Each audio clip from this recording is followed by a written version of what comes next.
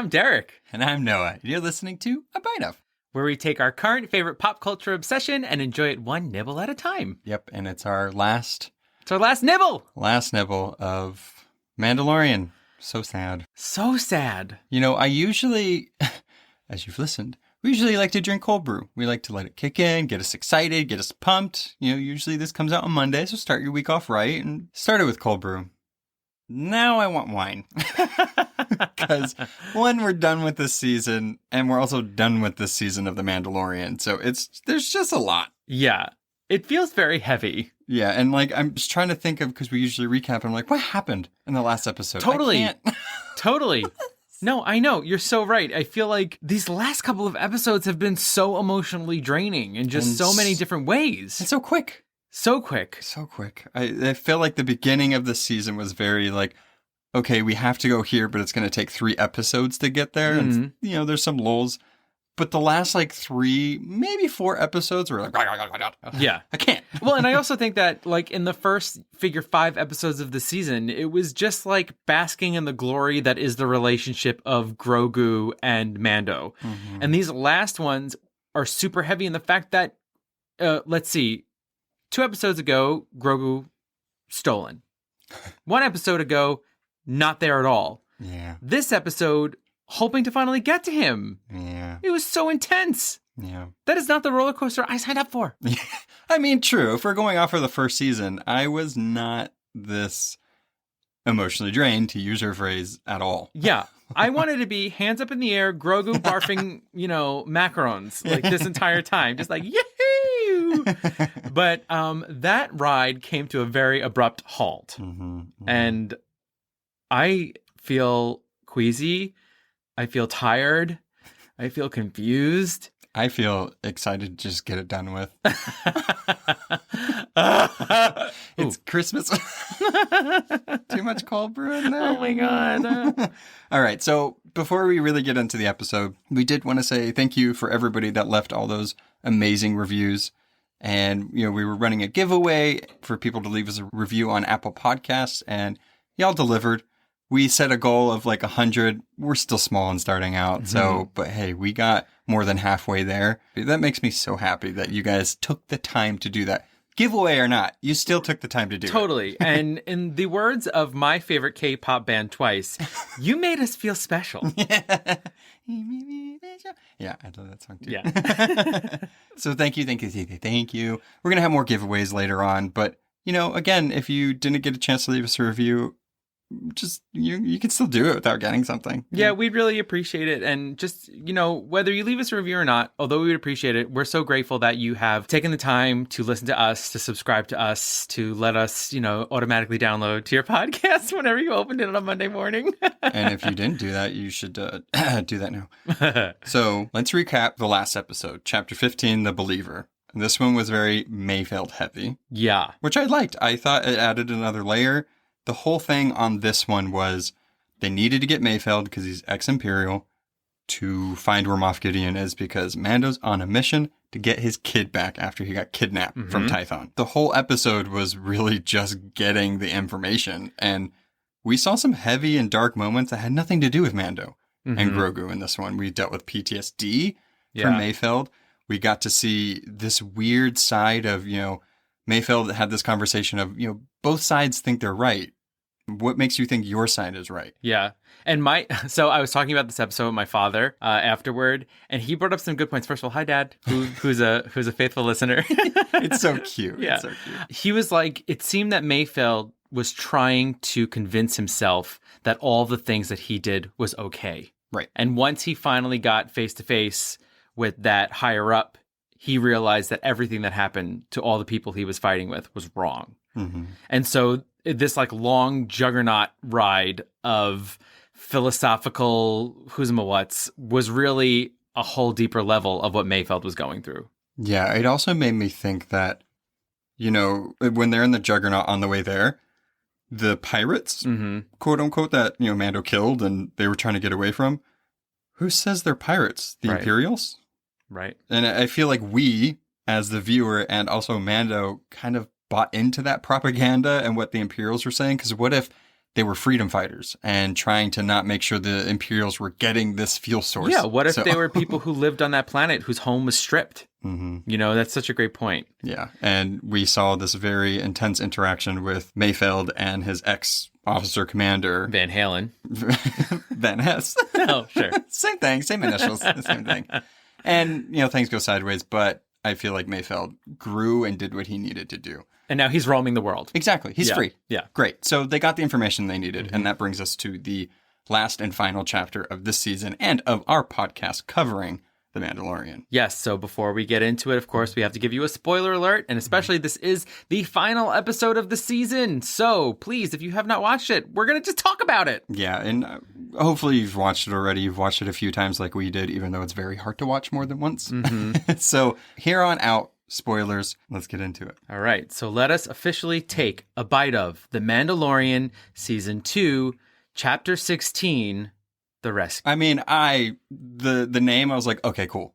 It's actually going to happen. Hopefully there's no cliffhanger with this. I just need to tell you that just saying that made me very emotional. I got a little choked up. I have heavy feelings about this, but I guess we'll get into that at the end. I'm still reeling. So the series, like I was saying earlier, has had its ups and downs, how much action's in it, how much not. This episode, just straight out the gate. You see Slave One chasing a Lambda-class shuttle. Dr. Pershing's in it. Yeah. This fucking clone doctor engineer, I guess, clone doctor engineer. Clone engineer. Yeah. So he's in there with some 2 pilots, and Grogu Rescue Squad is chasing after him. Yep. And they disable him with an ion blast. Heck yeah. And Cara and Mando board that ship. Yeah. And the main pilot is very mouthy. He's got like a side crack for everything. He's real nasty. When they come on board, the co-pilot's like, I have nothing to do with him. And he shoots his co-pilot. Which makes me wonder, like, what do you mean you don't have any, like, I guess they are Imperial, and they have to transport Pershing, and I'm assuming Pershing's being transported, hopefully, to Moff, because Mando sent Moff that message, like, I will find you and I will kill you. Right. So I'm pretty sure he's trying to scramble his assets, but, I mean, poor Imperial guy, kind of, because he's like, I was just doing my job. Yeah. Please don't kill me. And then he gets double-crossed by his freaking colleague. I called him Dickhead 1 and Dickhead 2. Beautiful. Well, Dickhead 2 gives me a Star Wars wail, as I call it, when someone gets shot and they're like, wah, wah, and they fall to the ground. Yeah, it's the classic, like, blaster sound, and then, yeah, exactly. which is sad. So, Dickhead number 1 Bam. takes Pershing hostage, because at this point, he's like, shit, I'm cornered with Cara Dune and Mando in this ship. I'm going to try to survive this. Has a blaster to Pershing's head. And it seems like Pershing, because Mando asks him, where's the kid? Is the kid okay? And Pershing's telling him. Yeah, he gives up the info real quick. Yeah. He's like, okay, girl, you want the tea? Oh, here we go. I think it's more like self-preservation, too. Like, sure. He is a scientist, and he's probably, or a doctor, whatever the fuck he is, an engineer. I think he's doing it for the love of doing that, but he doesn't necessarily align himself with the side. It's like, Imperials have money and resources, so I can do my experiments. Yeah.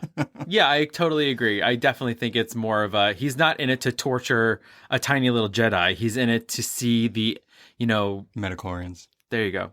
In his blood or whatever, you know what I mean? Yeah. So that's what his whole shebang. And so he's just like, I don't want to die either. Everybody in this ship is like, no, not me. I'll tell you whatever I want, except for, DH1. Yeah, so Dickhead. Dickhead 1 decides to... Did I call him Dickhead 1 or 2? I think he's 1. He's a dickhead. So he decides to mock Cara Dune because he knows about Alderaan. It's weird that everybody... And I know it's the tattoo, and that's why they would do it, but it's like immediately people were like, I'm going to mention the planet, your planet that died. Even if it's a good guy. Like the rebel fighter pilot, he's like, oh, like, did you know anybody on your planet that died? She's like, everyone. The planet exploded. Yeah. So this guy decides to mock him and push his buttons. He's saying, I saw Alderaan destroyed. I was on the Death Star. And she does kind of clap back a little bit. And she's like, which one? Yeah, it's like, this thing. Batch. They exploded too. So obviously things go south and Cara shoots him in the face. Right in the fotch. Yep. Right there. And then Pershing's like, "Wah!" Yeah, he does get a little like blaster burn. Yeah, on his face. So that's kind of the downside, I guess, to like blaster fire as opposed to bullets, I guess, because bullets, like, it would have to be really close to him to hurt him. Wouldn't necessarily hurt him if she got a dead-on shot. But blaster fire, it's like radiating heat. Yeah. But I mean, in this situation, are any of us upset that Dr. Pershing got a little blaster burn? No, not one tiddly bit. F that dude. Yep. Okay, he's been messing with Grogu. Yeah. The next mission for them is to gather more Grogu Rescue Squad members. That's right. And this is what we've been predicting from the beginning. We've been saying, who are they gonna bring on board? Follow us on social media. We even get a little poll. And one of our choices is one of the people that they go to. Yeah, we go to some industrial, maybe resource planet. We have no idea. Oh my God, there's just smokestacks everywhere. Yeah, and of course they go to a cantina because everybody is always in a cantina when they need to be found. Yep. And sadly that wasn't playing though. No, I know. There was no music. Yeah. It was very clean, very modern design. It's a workers' cantina. Yeah, no, everybody meant business there. You just go there, you have a bite to eat, and then you leave. There's no partying. So 2 Mandalorians walk in a bar. But 2 more Mandalorians in a bar. I couldn't. I tried and I just couldn't. But there is one Mandalorian missing. So the last time we saw Bo-Katan and Reeves, yeah, they were with the dude. Yeah, Axe. Where he's gone. Maybe he just wasn't popular. Like he didn't pull well. Yeah, and they were like, I just nobody cares. And I was thinking about it. I was kind of like, I liked the 3 of them. It was really cool. They all had their sweet blue armor. But I think that by not having them there, we have this strong core 4 Mandalorians. Exactly. Right. I mean, maybe he could have been there and just been like, I'm out on this one. Yeah. He's like, you guys got it. Maybe he was in the latrine. Or maybe he just died on whatever mission they were doing. Maybe he got eaten by one of those like sea worms or whatever on that last planet they were on. They had a name. I forgot. Mama yeah, there you go. It's fine. Star Wars has had a lot of creatures. Oh my God. So anyway, he gets in there and immediately Bo-Katan's like, not all Mandalorians are bounty hunters. I know you like want me to do something for you, but like we're not for hire here. And then just like this whole season has been, this new character wants to kill Mando, and then he's like, Grogu. Yeah. And then everybody's like, wait, what? Tell me again. Yeah. The baby? Yeah. So he tells her that Grogu's been taken. And, even though she's met him a little bit, it really doesn't take long for people to fall in love with this little green dude. Yeah. Obviously. I'm kind of thinking about the character of Bo-Katan, and she comes off right off the bat with so much attitude, and she has a lot of attitude in this episode. But my problem is, it feels almost not with the continuity of the character. Because when we last saw her, the deal with Mando was that you help me take down this ship, I will help you do whatever in the future. He does it, and she says something like, the deal still stands, or something like that. And then he walks in, she's like, well, we're not for hire. It's like, girl, did you not forget what we just did 3 episodes ago? Yeah, that one was for him to join them on their fight to get Mandalore back. Not like a favor to him. Lies. Well, it could have been. I don't know. But it is true. It's like, why not help? But she's very much like wanting to just get Mandalore back into like the seat of power. She wants to sit on the throne. Yeah. Right. So, I mean. She's the princess. Yeah. Well, the heiress. She's the heiress. The episode title. Yeah. I mean, she definitely, she's in it for herself. Yeah. And I guess it just felt more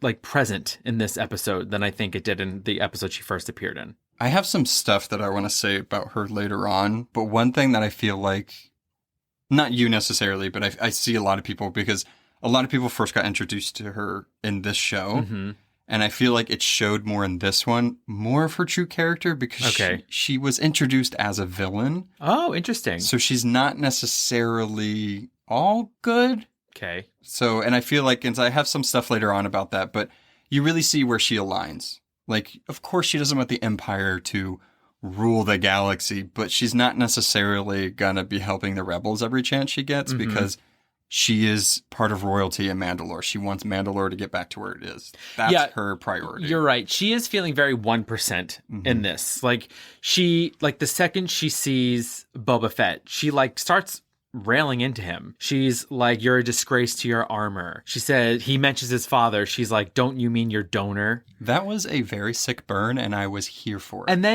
then she's like, I've heard your voice thousands of times. All those I'm clones. like, she's clonist. They all weren't great, though. Yeah, I mean, I agree. She has... I liked it because it, like, called back to where she came from, but I didn't like it because it was very much like a resistance type thing. It was like, can we just, like, get to Grogu now? Like, we know you're going to help because Mando tells her, I know where Moff Gideon is. And immediately she flips. And she was like, oh, you can take me to him? Okay, you're going to take me to him, but he's mine, the Darksaber's mine, and the ship's mine. Right. So it goes back again to where it's, you know, she says she's not a bounty hunter, but, like, throw something that she wants her way and she'll do what you want. And you know what? I guess in looking at her character, like I've always seen lightsabers as kind of like a zodiac sign of the person that's holding them. Yeah, it's like red, bad, green, good. Right. And so dark saber, it's kind of like, well, that can't be good. You know, and here she's like, get me my dark saber. Yeah. She was from what we know, prior to Moff Gideon having it, she was the one that had it. So she is like power hungry for this because... I mean, if you have the Darksaber, you rule Mandalore, but it doesn't seem like Mandalore is really in operation right now. So, whatever. Bo-Katan, do what you want. So, there's a little battle that happens here. They're breaking tables left and right. With Reeves and Boba Fett. It is amazing only because I love Reeves. I want more of her. I love Bo-Katan. I really do. I've seen Reeves really take this part to be like, let me show you more of my like jetpack skills. Also, I have a flamethrower too. But that moment when he used the grappling, like, wire, she didn't budge. She held it. She just, like, held her forearm up. She's like, nice try, sucker. She's like, I bench 800 pounds with one hand. I think we also need to talk about these little wire things because, guys, if we can maybe replace them with something else, I think we'd be better suited. Because when Mando went against Ahsoka with it, she like looked up at the tree. She's like, and she like flew up and reversed it. Yeah. And then this happens. She's like, no, you know, like these things are. It does have its uses, but it does seem like it doesn't work more often. I think they're more for like Batman grappling hook type situations, not trying to wrap someone up in a battle. True. Because I think I could be wrong, but in Attack of the Clones, when Jango was fighting Obi-Wan and he gets knocked over the side of that one, he uses it to get pulled back up. And then they fight, like, on the side of it. Super cool moment. But that's the proper use of it. Not, like, trying to pull people towards you. Whatever. Yeah. Anyway. So that fight was really cool because there's that thing of, like, what is a Mandalorian? You have 3 different types of Mandalorians in this situation. It's, like, one that was born and raised in, quote-unquote, the correct Mandalorian culture. Right. And then you have Boba Fett, which was given the armor by his donor, dad, before him. And then you have Mando that was raised in a cult. So it's a meeting of the Mandos, and it doesn't go well. But she eventually agrees. Great. The next plan is to make a plan. How they're going to infiltrate Moff Gideon's ship. So now we got Cara Dune, we got the 4 Mandos, and Finnick. I love that Finnick is there. Yes. And Pershing is there as well. And again, he divulges more information. He pretty much tells them, like, y'all think that the ship doesn't have as many people on it as you think, but there's a whole garrison of dark troopers on there. Yeah. And he basically tells them, again, he's just like blubbering information. He's just like, don't murk me. He says they're a 3rd generation of design. They're droids now. The human inside was the final weakness to be solved. Yeah, I mean, cool. That's such like a scientist in a movie thing to say. It's like, you can't go wrong with machines. They're great. Yeah. Well, watch Age of Ultron. Okay. And they are like, you're a liar. And then he says, this isn't subterfuge. Cut to me looking up the word. Oh, God. Subterfuge means deceit used in order to achieve one's goal. Oh, nice. I always think of a centrifuge. Exactly. And I just ignore that they said a different word. Right. Because I'm just thinking of spinning and I get confused. You know, knowledge is power. In this case, it's his power. Correct. Truth. So there is an interesting thing that Bo-Katan says there's a language, and we both looked at each other when we heard it, and she says the Moff. Yeah. And I was like, oh, that's weird that you're calling him the Moff. It's a title. Yeah. What? I'm like, wait, his first name isn't Moff, last name Gideon? What? Some little tiny backstory. We are Star Wars fans. We are not fanatics or know everything about it. So, like, Darth Vader, Maul, whatever, we know that's a title, but this is the first time I'm hearing Moff. And I did not know it was a title. Went an entire season of the show thinking, I'm pretty sure in all of our past episodes we were like, Moff with Moff. It's like... I'm blaming the listeners because they could have told us. Oh, sure. Sure. We didn't have I'm to not going to blame you guys. That's clearly on us, the people who should be doing the research. But a Moff is a rank held by an imperial governor. That is the title. I don't know what that means because they're in spaceships. They're not on land. Spaceships. So, so pretty much the plan that they come up with is using the Lambda shuttle as decoy. They're going to pose as Imperial. Boba Fett's in Slave One. He's going to act like he's attacking them, and they're going to get onto the ship. So it is a little sad that Boba is not going to be on the ship from here on out. Yeah. And it's just going to be the rest of the Grogu Rescue Squad, minus Grief Karga as well. I feel like they needed to leave somebody in Navarro to take he's care the of magistrate. He's got work to do. He's also probably like, hey, I have a lot of meetings. Let me know if I need to push anything, but I think you got it. He's like, I'm like the Moff of this place. Oh my God. So I'm busy. Good luck, Cara. Prior to them actually getting into Moff's ship, you see again that Bo is really harping on Moff is mine. Yeah. Make sure Moff is mine. It's like, okay, we got it. We know that you really don't like him. Just get Grogu. And that's the whole thing. Mando is like, okay, have the ship, have whatever. Right. Just, I want Grogu back. That's why I'm doing this. This is just a vehicle for her to get there, to get the Darksaber back. So the next scene we get is they're acting out this plan. And Mando is supposed to, they're going to be the distraction. And Mando's going to slip in. Fennec has another data stick, gives it to him.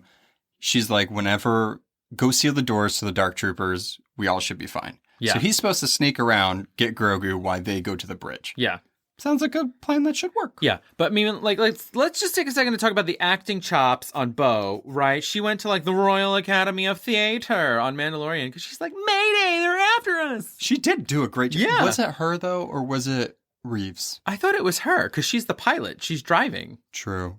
Either way, whoever is doing that voice. Convincing. Very convincing. But you see, so they go there and Slave One is shooting at the Lambda shuttle with the rest of them on there.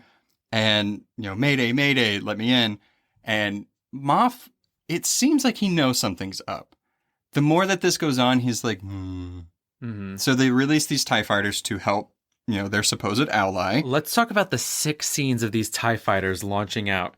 It gave me anxiety. It looked like a BMW commercial. Sleek lines, fun angles. It was unrealistic piloting. True.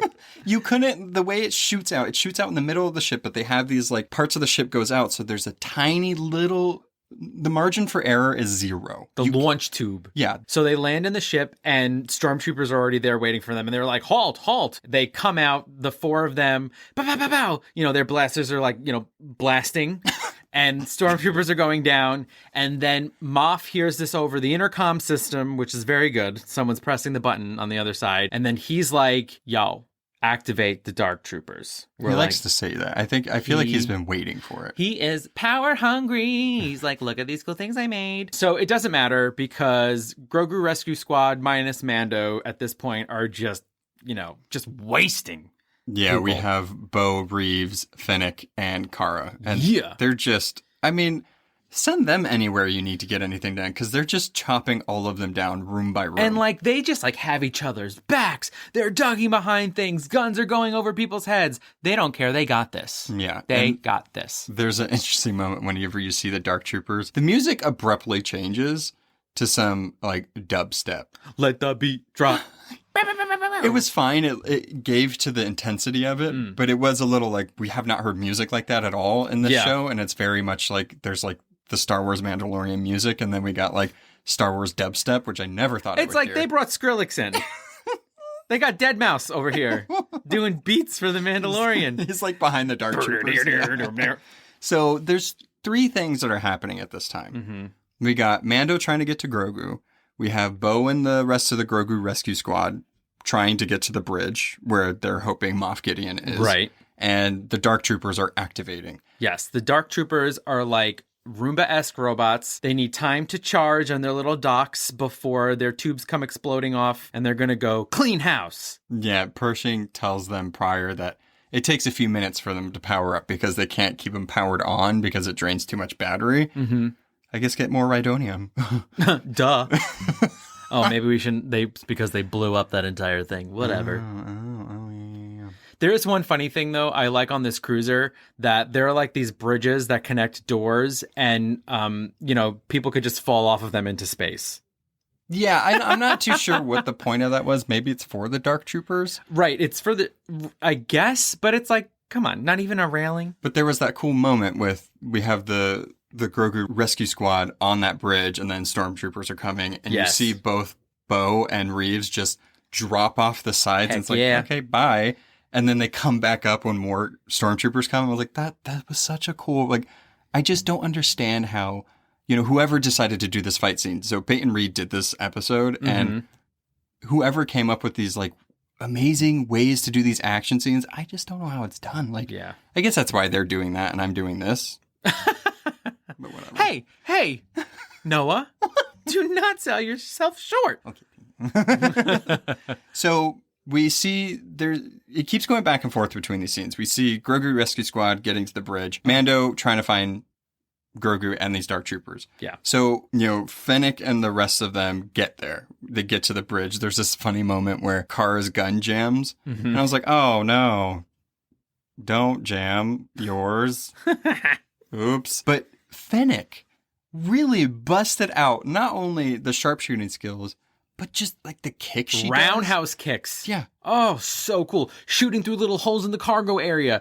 Fennec is just badass. I love her. I'm so glad she came back, one, but also that we get to really see more of her. Also, braids with red thread in them. She did special hair for this. Oh my God, so good. So at this point, Mando barely makes it to the holding bay with the Dark Troopers. And he's able to close it, but not before one Dark Trooper busts his way out of it. One duty face. So now we got Mando versus a Dark Trooper. Oh my God. And I mean, they're not stormtroopers. Mm-mm. I understand now taking the human out of the equation really makes for a menacing enemy because Mando is shooting fire at him. Yep. Shooting his wrist missiles at him. Nothing is doing anything. Yeah. Thankfully, he has that Beskar spear because he just jabs it in its neck. Decapitation. And it, just like a zombie. It's a zombie. It's a robo-zombie. Go for the head. You're all good. Yeah. And in the middle of this fight, he manages to pull a latch on a panel that opens up an airlock and shoots the rest of the brigade out into space. Good. Yeah. Because they were about to bust through that glass. Yeah. Oh, what about that panicked droid? I love that guy. That little silver droid who's just like, marching through the halls. He's so familiar. So listeners, if you know what that droid is, I meant to look it up, obviously, before doing this, and I kept forgetting about him. But if you know where that droid is from, I feel like it was an Easter egg, and I just can't place it. There was too much that happened in this episode. No matter who he is, I loved him. Mm-hmm. I was here for that little bit of comic relief, because things just keep getting heavier and heavier as the episode goes on. Like Mando getting to where Grogu is, and of course Moff is there holding the Darksaber over his head. Okay, listen.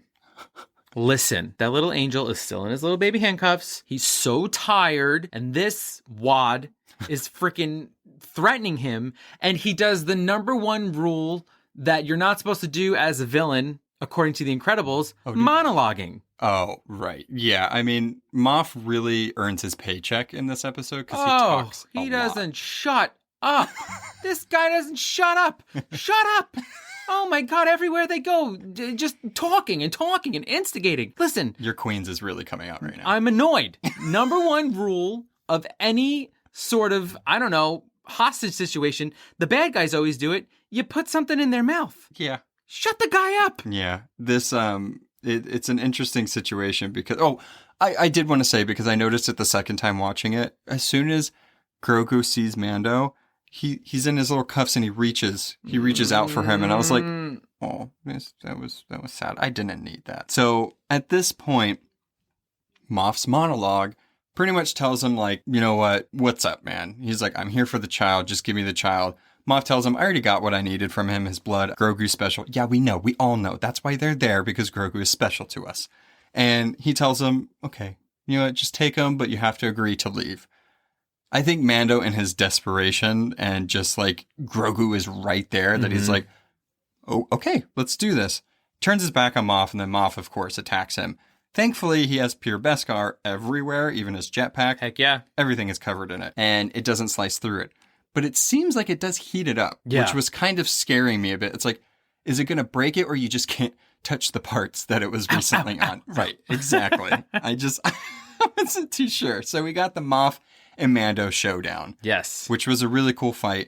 I felt like, Moff Gideon was very heavy with his strikes. He was very, I don't know, the way he was fighting was just very I don't think you're trained. Exactly. It's not his. It's not his weapon. It's stolen. He has no idea what he's doing with it. Mm-hmm. All he knows is brute force, and he wants to swap and chop and do whatever he can. But, I mean, you're going against a trained fighter. This is what Mando does. We've seen him battle all different types of people with different styles. And animals. Heck yeah. He's rolling out of the way. He's doing sweeps. He does this one sweet move. He kicks the Beskar spear from behind. It flips back over. He hits Moff with it. It's pretty badass. Yeah, he ends up disarming Moff and wins the fight. But doesn't kill him. No. Because, I mean, part of me is I guess I get it. You're just trying to get Grogu. And also Karo was very much I have to bring him in. And Bo was Moff is mine. So he's I just don't want to hear it from them. I'm just going to bring them.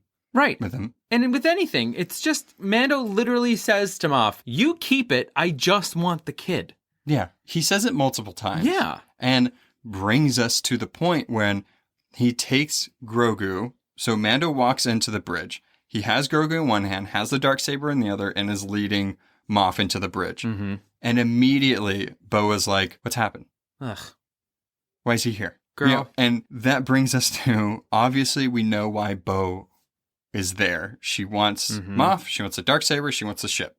Now she sees that not only was she in the wrong place and didn't get to Moff, but Mando got to Moff, bested him, and has the Darksaber. And then here comes Mr. Know-It-All. Moff.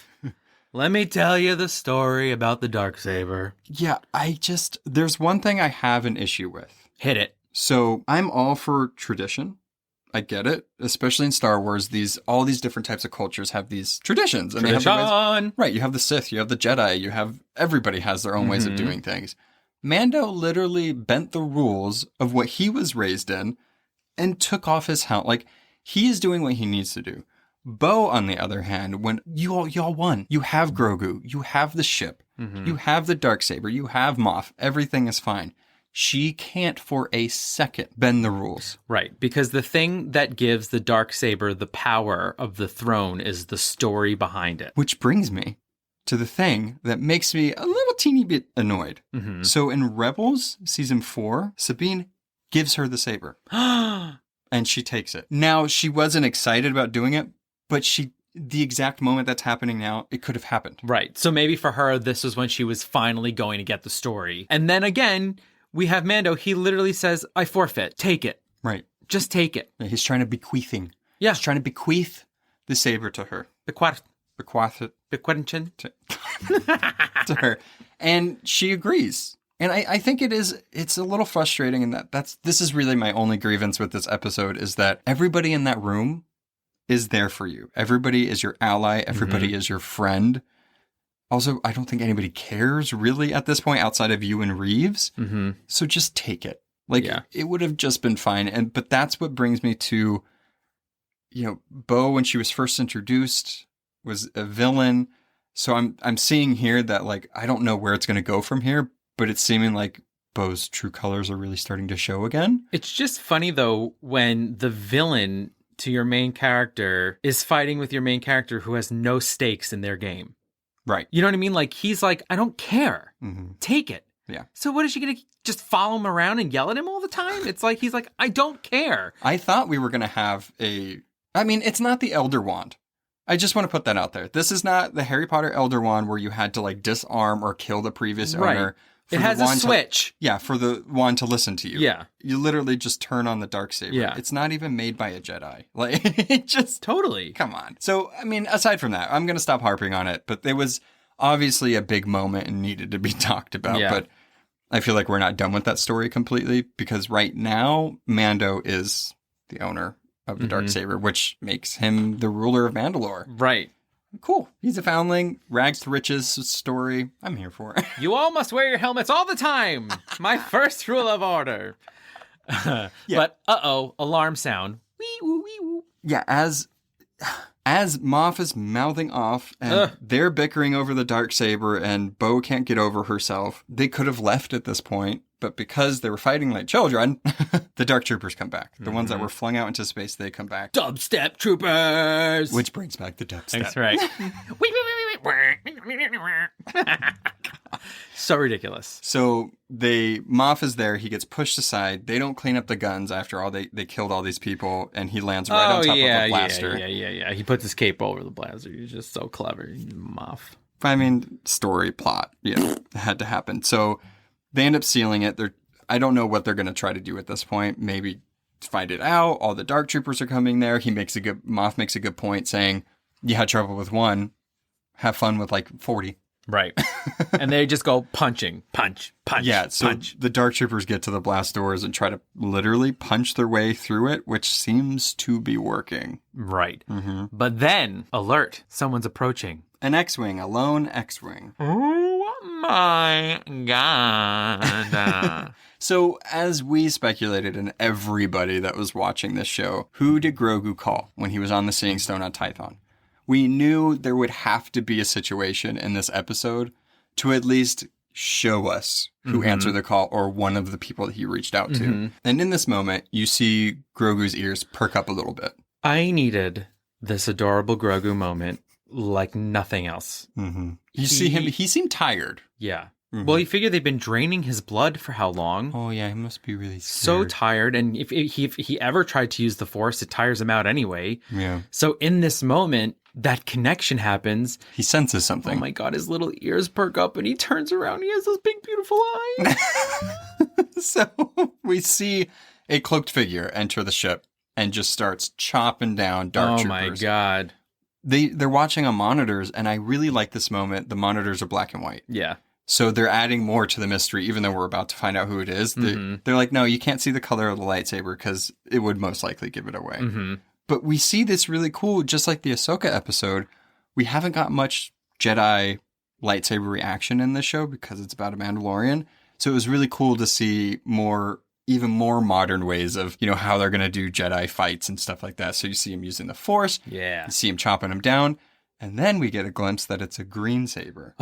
So that immediately I was like, no. Like, are they going to do this? And I was like, I need to see his hands. Let me see his hands. And of course they go back to the monitors. So you're seeing him chop him down. And then I see the gloved hand. And I'm like, it's motherfucking Luke Skywalker. Insane. So he gets to where they are at the bridge. And Moff at this point is like, I'm backed in the corner. Now's the time to use my blaster. He shoots Bo, which I'm like, you kind of deserved it, Bo. She doesn't die, though. And then he goes to shoot Grogu. Little bastard. You son of a bitch. How dare you? But thank you, Mando. Ultimate dad move. Yeah. Ultimate dad save. Exactly. Reflexes, he just leapt literally into action. He'd give his life. Yeah. But he's wearing Beskars. It's fine. But still, I think it was so quick that, like, even though he knew that he wouldn't die from it, he just did it. It was such a good moment. They disarm him. Kara knocks him in the face because he tried to kill himself. He's going to kill himself, which I was like, okay, fine, bye. Like, just whatever. Somebody needs to kill him at this point. But he's knocked out. He's done for the rest of the episode. We have this moment of Grogu where we see the cloaked figure right outside the doors. Grogu puts his little hand on the screen, and then he turns to Mando, and it's like he's letting him know, this is who I called. This is who I called. Yeah. This is who I've been waiting for. And that makes Mando be like, okay, open the doors. Yeah. Like, he trusts him. And they know, like, Grogu's never really talked to him. So I would assume he's very in tune with what Grogu means. 100%. Exactly. It's that, like, non-speaking language that they have. We see Luke. He comes through the door. There's a very much like a callback to Darth Vader coming through the fog with the red saber as well. And it's like my father before me. I really like that throwback to it. And I was very curious to see the face. Who is playing him? Well, nobody's playing him. Mark Hamill is playing him. Yep. Because Peyton Reed is no stranger to de-aging people. If you watch the Ant-Man movies, they de-aged all of the older cast members in that one when they went back in time. So it looks fine. I just want to comment a little bit on the technical aspect of it. So it was really cool to see Luke. I didn't have a problem with the CGI at all in this episode. No, and I think the thing is that it's for only a few minutes, so it's not something that we're looking at for like an hour. And I thought it was really smart that they kept his face covered when whoever was doing those stunts. That Right. way it looked better. Because when CGI, it's heavily CGI'd and there's a when lot they of turn motion. and their eyes are still looking at the camera or something like that. The lips are above their head. But yes, exactly like that. Don't want to see that. So we get this huge name. Like this season was like, oh, okay, we're going to have a few mic drops. But they just kept piling on the mic drops. Like, oh, you thought we wouldn't go here? We're going to go there. We're drowning in mics. Yeah. Yeah. Holy shit. I can't believe they brought back Luke Skywalker. But that's the thing, right? It's like the first season of The Mandalorian felt so not completely separate from the Star Wars universe, but it felt like its own encapsulated story. Season 2 completely takes that. It draws back the curtains and it shows you all of the ties to everything. Yeah, I feel like I saw something when Jon Favreau was talking about this season, and when he was doing it, he's like, we're going to really expand. Yeah. And I felt like that because the first season was very much, it felt like a very linear. We got to introduce Takara and Grief and a few other people that showed up in the season, but it was very self-contained. Right. It was just a tin dad and a green son just getting to know each other. And then this one just tore our hearts out. So I almost really wanted Luke, when he first came in, to say, hi, I'm Luke Skywalker and I'm here to save you. That's what he said to Leia. And I just wanted that like little callback, but of course he didn't say that. It's fine. He's older now, so I guess he's mature. He's been through some things. Yeah. And of course, Mando not understanding what like franchise he's in. He's like, are you a Jedi? Dude, he had a lightsaber and like was force using. Listen, he called them like laser swords an episode or two ago. He is not into this. He freaking lived in a cult his whole life. That's true. But still, like, how does nobody know who Luke Skywalker is? Are there credentials he could ask for? I guess you just have to blatantly ask. True. Like, are you Jedi? Yeah. Okay, cool. At this moment, that's when it's becoming apparent that Luke is there for Grogu. Yeah, and Luke explains to them kind of what Ahsoka was saying, in that he won't be safe until he masters his abilities. He needs to be taught how to use the Force. He needs to be taught the ways of the Jedi. And if he doesn't do that, then things can go badly. Right. I have a problem with this. And that's only from my observations and what I believe in Star Wars. So we've seen these great Jedi that have been trained and they're ushered into the light side. We have Anakin. We have Ben Solo. We have a couple other ones. And they went through exactly what Luke is saying that Grogu needs to go through. But no matter how much training and how great you get at the Force and mastering and meditating, if you destroy that person's connection to love and what they hold most dear to them, or take that away from them, they are going to go the wrong side. That's what happened to Ben. That's what happened to Anakin. And they're taking Grogu away from Mando. We've all seen that. Like, he is his family now. And it's Mando's family, too. I feel like even Grogu was that for him, that he needed him to keep him on the straight and narrow, or at least have something to fight for and not be in a cult. So, yeah. I feel like with that, it's like, I get what you're saying, but I don't think that's all that there is, So that's just me. But Mando thinks that this is what's best for Grogu. And he says to him, I'll see you again. I promise. And Grogu looks to him. And this is when, Mando does something that's crazy. It's probably the sweetest moment of television that I can remember. Like, if I was to rank them, this would probably be number one for me. Yeah. And, it's kind of a callback to some of the earlier episodes in the season. There was that one moment when they were sitting drinking tea together and Mando would undo his helmet, but he wouldn't take it off. And he'd take a sip and Grogu would kind of try and peek underneath to see his face. It is interesting because he trusts Mando so much and they both would do anything for each other at this point, but he's never seen his face. Yeah. There is that moment of do you not trust me enough to let me see your face? Yeah. And Mando does it. He takes off his helmet because we saw prior that he is willing to do this for him. So he needs to actually say goodbye to him with his own beautiful brown eyes. Yes. Oh, and that's the thing, is that when he takes the helmet off, you can see that he's sort of in pain. Right. In the sense that I can't believe I have to let him go now. Yeah. And all the things that we've talked about of the love that he's come to feel for Grogu and how much he wants to protect him and everything that's changed Mando over the course of these first 2 seasons, we see it in his eyes and in his face as he's looking at Grogu. And in response, Grogu reaches up his little hand and he touches his face. It's probably the first person to touch Mando's face in, I mean, forever. Right. Since his family. Since the child. Yeah. And he lets him. He lets him. And I couldn't help but think, what was Grogu trying to tell him with this touch? Thank you. I'll miss you. Like, hi, Dad. Hi, Dad. Or I'm nervous. Where am I going? Right, because in this moment, it seems like he doesn't want to go. Mm-hmm. And that's when Luke tells him, well, you have to give him permission. And, you know, he tells him, like, you need to go with him. Like, this is what we've been trying to do. Go with him. He puts him down. Yeah. And he holds onto his leg. Just like a toddler doesn't want to go to preschool. And we get this shot that's completely Mando's view of him looking down and seeing Grogu just holding onto his leg, looking up at him like, Dad, I'm so scared. I don't want to go. Mm-hmm. And the last thing he tells Grogu, from what we know, because the season's ending, like shortly after we're done talking about this, the last thing he tells him is, it's time to go. Don't be afraid. And I was like, oh my God, why are you doing this to me? It's Christmas. This isn't Christmas. This isn't the present that I wanted. This year has been hard enough. Right. And R2 shows up. Enter comical legend R2-D2. Yeah, right when it seems like Grogu's still a little hesitant, but Mando's giving him permission, R2 shows up. So he gets his own little entrance. And so I was like, of course. He was in the X-Wing. R2 was in there. He had to be coming along with him. But there's an interesting thing. So it seems like Grogu was hesitant until he saw R2. And I think they know each other. Because Grogu perked up a little bit, and then it seems like they were either communicating or what happened. Do you remember in the episode where we first meet Frog Lady, when he's at Pelimoto's, he reaches out to the droid that looks like R2-D2. So he has some connection to them. I feel like R2 might have helped him escape the Jedi Temple. For him to recognize a droid like that, and especially being so young, it had to have made a lasting impression on him. And what we can see, though, is that when R2 arrives, they have a little back and forth, and it makes Grogu feel like, okay, I can go with them. Something about R2 makes him feel comfortable. And that's when Luke picks him up, puts him on his shoulder, and they walk out.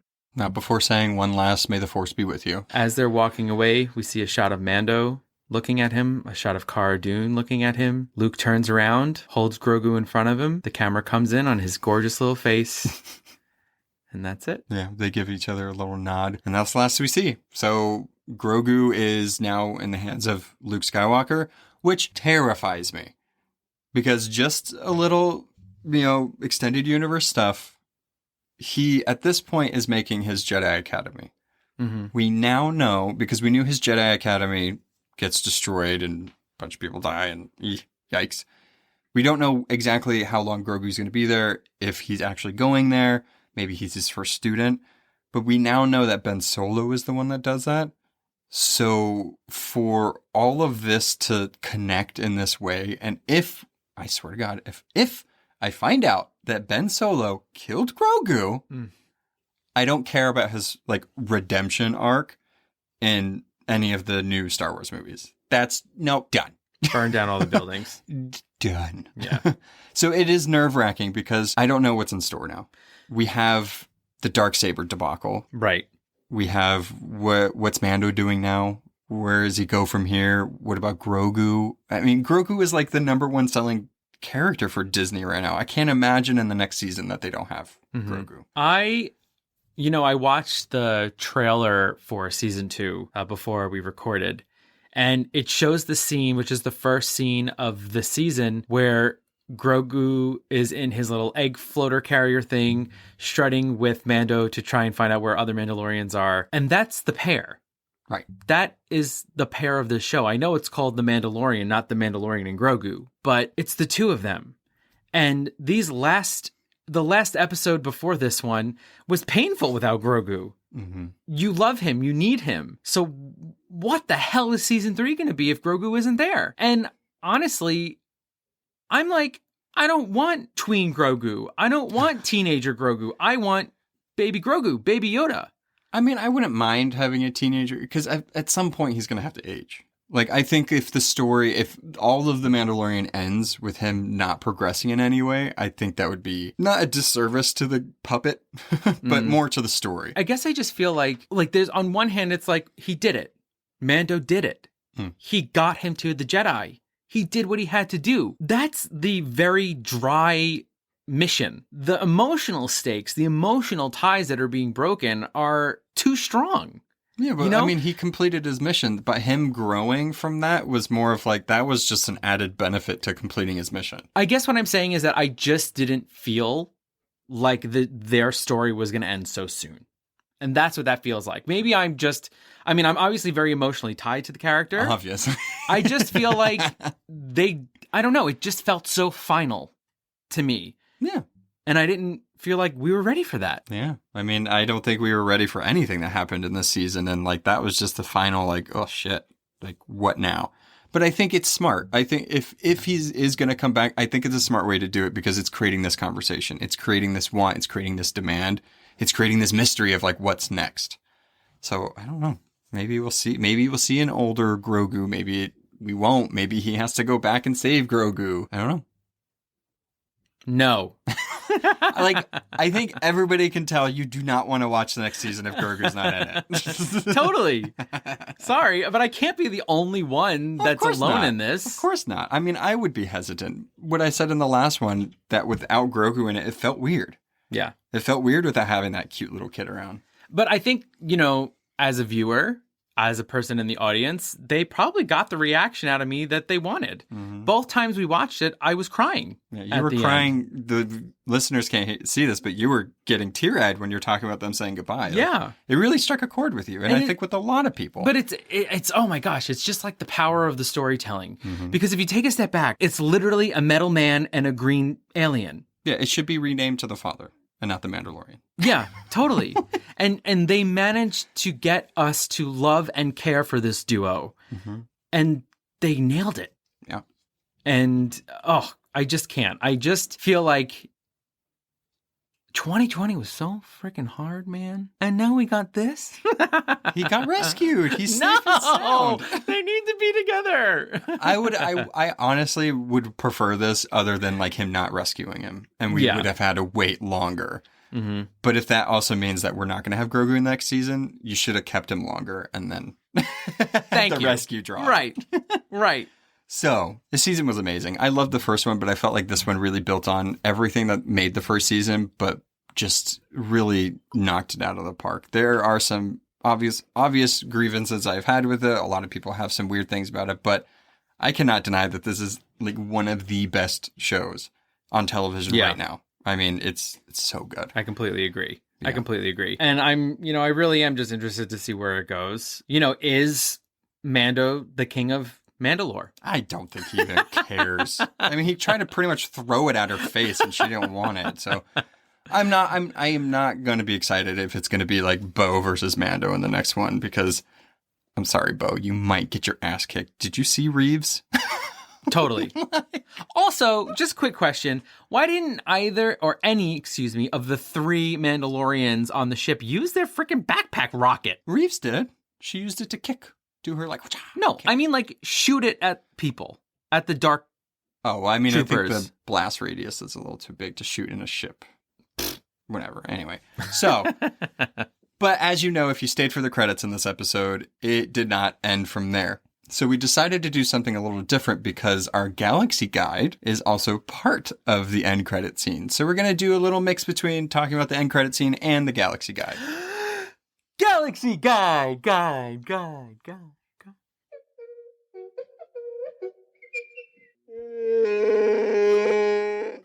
It was my last chance. No, I know. It's just so funny. I'm always like, I won't interrupt him until he's done. I won't know when he's actually done. Because how many echoes is he gonna do today? There's sometimes where you do it and it's like, I can still see you saying it, but I can't hear it. So I'm like, I'm just going to wait. So this end credit scene, we're in Jabba the Hutt's palace. Back on fucking Tatooine. I'm so... See them 2 sons? You know where you is. If they would have just destroyed Tatooine in the beginning, like, none of this would have happened. Tatooine. Yeah. So who do we see sitting upon a throne but the one and only Bib Fortuna?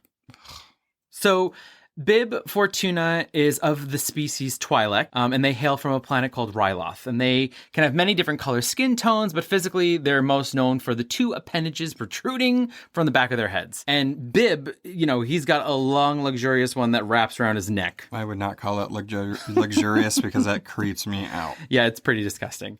So Bib is famous for being Jabba the Hutt's major domo. And a major domo is basically the aide of a powerful house head. So he gets intel, he brings it back to Jabba, and he does all sorts of other evil schemes. So you could always see Bib whispering into Jabba's ear in the language Huttese in both Phantom Menace and Return of the Jedi. He's been around for a while. Yeah. And so he's been sitting around for a while. He doesn't look great.